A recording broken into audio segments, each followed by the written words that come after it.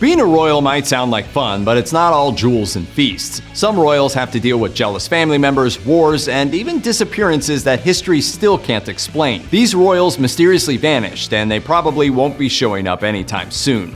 As far as Byzantine empires go, Constantine XI's life was kind of rough. According to historians, when Constantine came to the throne, he pretty much knew that his life was going to be a series of battles. He knew he'd have to fight the Turks, and he was pretty sure his empire would eventually collapse. Imagine if you spent your days never making any progress and eventually dying in the line of duty. You'd probably take a pass on the whole ruling an empire thing. The last time anyone saw Constantine was at the fall of Constantinople.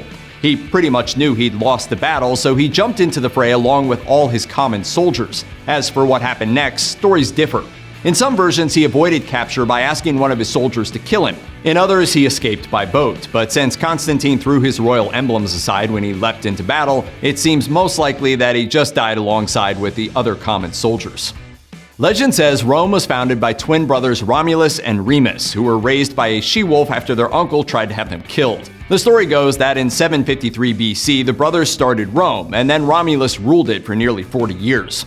One day, Romulus went down to the Temple of Vulcan to talk to some senators and promptly disappeared. There are a couple different versions of the story. In one, a cloud engulfs him and he's just never seen again. That's super dramatic and cool, but it also really doesn't seem very likely. In another version of the story, a solar eclipse comes along, and when it's gone, so is Romulus. That one doesn't seem likely either, since we had an eclipse in 2017 and it totally failed to take out any world leaders. Romulus was most likely just assassinated by the senators, who then made up the cloud story. What finally ended the debate back in ancient Rome was the sworn testimony of Julius Proculus. Julius said that when he last saw Romulus, Rome's co-founder told him he'd actually been a god all along and he was going back to the heavens. The Romans figured that was plausible, and it was settled.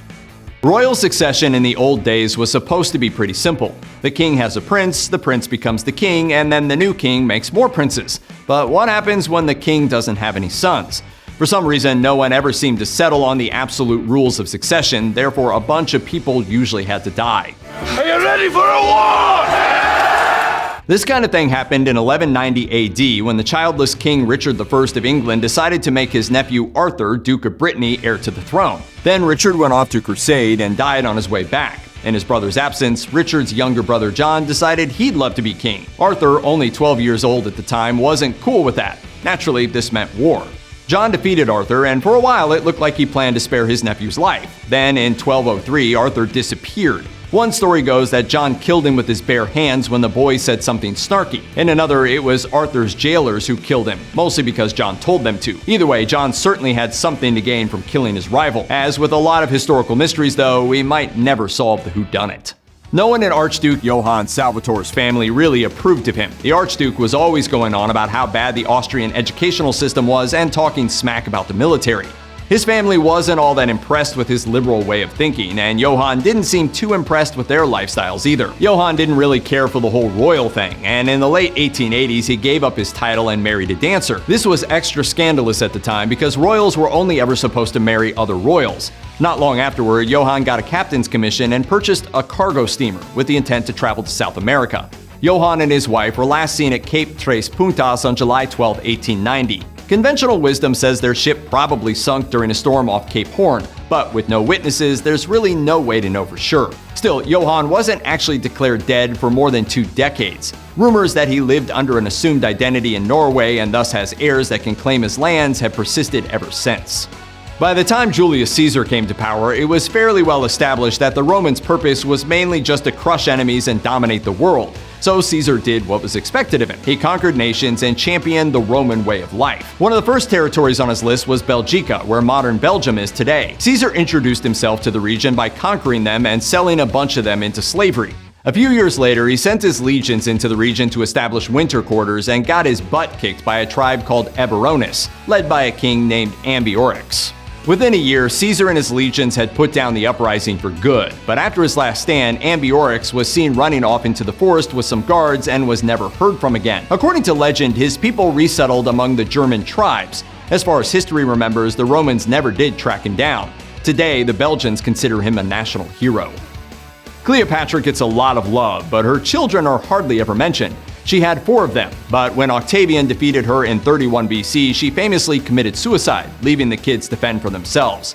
Octavian had Cleopatra's oldest son murdered, so that was that. Then he took the younger kids, Alexander Helios and Ptolemy Philadelphus, to Rome. He spared their lives, but still paraded them around the city in golden chains. After that, the kids were sent to live with Octavian's sister. Then, as far as history is concerned, the 2 boys sort of fall off the face of the earth. We know that Cleopatra's daughter went on to become a queen in her own right, but no one knows what happened to the boys. Hereward was kind of the black sheep of his family. His father exiled him from England when he was 18, which was the medieval version of kicking your kid out of the house for obnoxious behavior. For a while, he worked as a mercenary soldier, and then he heard about the Norman conquest of 1066 and figured he'd better go back home. When he arrived, he found that his family had been murdered and their lands had been given to some random Norman guy. After that, he sort of lost it. With the help of just one follower, he killed 14 Normans and then went on to lead a rebellion against William the Conqueror. William was concerned enough about Hereward that he enlisted the help of a witch, which seems pretty extreme for a Christian king. In the end, the Normans were able to defeat Hereward by bribing someone to help them get across the marshes where he was hiding. No one knows what happened to Hereward after that. Some stories say that William eventually pardoned him, which really seems pretty unlikely. Other stories say he lived as an outlaw until he was killed by the Normans. Either way, things didn't exactly turn out great for his cause. William remained king, England remained Norman, and that random Norman guy still had all of his land. Today, the eldest son of the King or Queen of England holds the title Prince of Wales, but once upon a time there was an actual Prince of Wales, and he was actually Welsh. The kings of England almost universally did not like the fact that the Welsh were running around Wales being independent.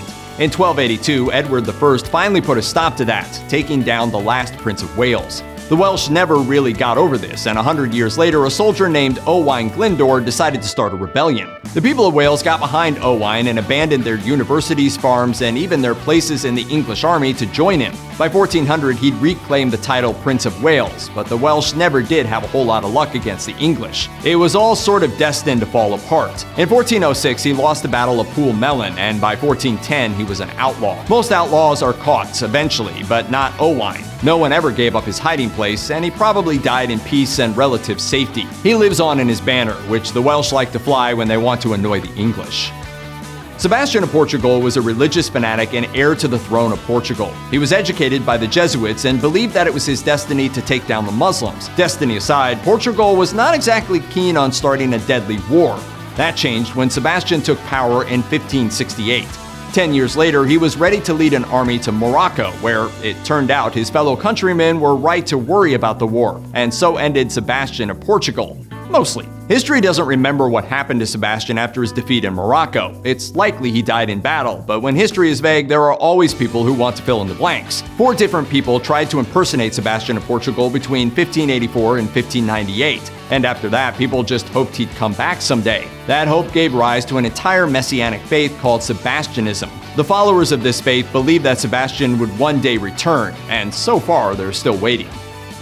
Nefertiti was married to the pharaoh Akhenaten, and she ended up quite a bit more famous than him. She had so much political power, in fact, that experts say she's depicted in ancient reliefs about twice as often as her husband. He didn't seem to really mind, though. After his death, he had her image carved into the 4 corners of his sarcophagus so she could protect his mummy, which basically meant he considered her a god. Despite this popularity, Nefertiti disappeared from the historical record about 16 years into her husband's reign, just a year before he himself died. Because historians love to speculate, there are theories that she either died or fell out of favor. Other theories suggest she took on a new name and ruled as co-regent after her husband's death. That certainly beats living as an outlaw or dying without fanfare, but some actual answers would be nice.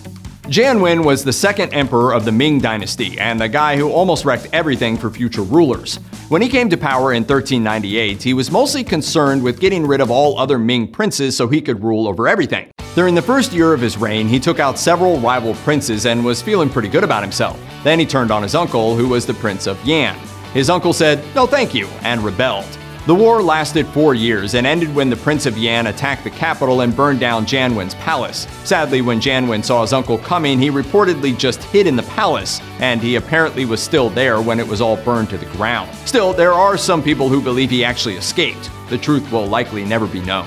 Check out one of our newest videos right here. Plus, even more grunge videos about royalty are coming soon. Subscribe to our YouTube channel and hit the bell so you don't miss a single one.